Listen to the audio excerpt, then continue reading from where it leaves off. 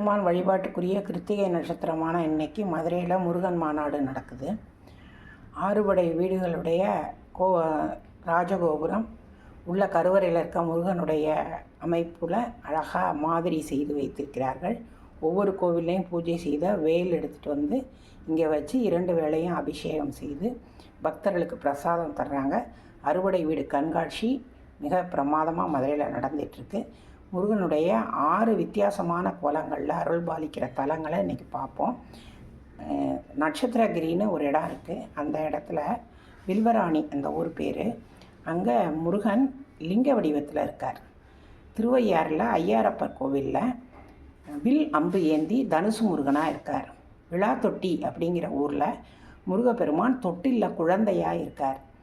ஜலகம்பாறைங்கிற இடம் இருக்குது ஜோலார்பேட்டையில், ஏலகிரி மலைக்கிட்ட. அங்கே முருகப்பெருமானுக்கு சிலை கிடையாது, 7 அடி வேல் தான் முருகப்பெருமானின் அம்சமாக வழிபாடு செய்யப்படுகிறது. தன்னுடைய மாமா மாதிரி சங்கு சக்கரம் ஏந்திய முருகப்பெருமானை இருக்கார் அழகர் குளம் அப்படிங்கிற ஊரில். இப்படி விதவிதமான வடிவத்தில் முருகப்பெருமான் அருள் பாலிக்கிறார். முருகன் தமிழ் கடவுள்.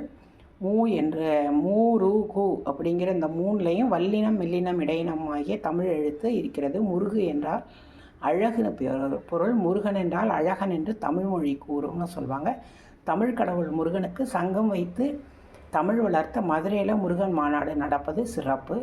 ஆறிரு தடந்தோள் வாழ்க, அறுமுகம் வாழ்க, வெற்பை கூறுசை தனிவேல் வாழ்க, குக்குடம் வாழ்க, செவ்வேள் ஏறிய மஞ்சை வாழ்க, ஆனைதன் அணங்கு வாழ்க, மாரிலா வள்ளி வாழ்க, வாழ்க சீரடியார் எல்லாம். முருகன் திருவடிகளே சரணம் சரணம். வேலுண்டு வினையில்லை, மயிலுண்டு பயமில்லை, கந்தனுண்டு கவலை இல்லை மனமே.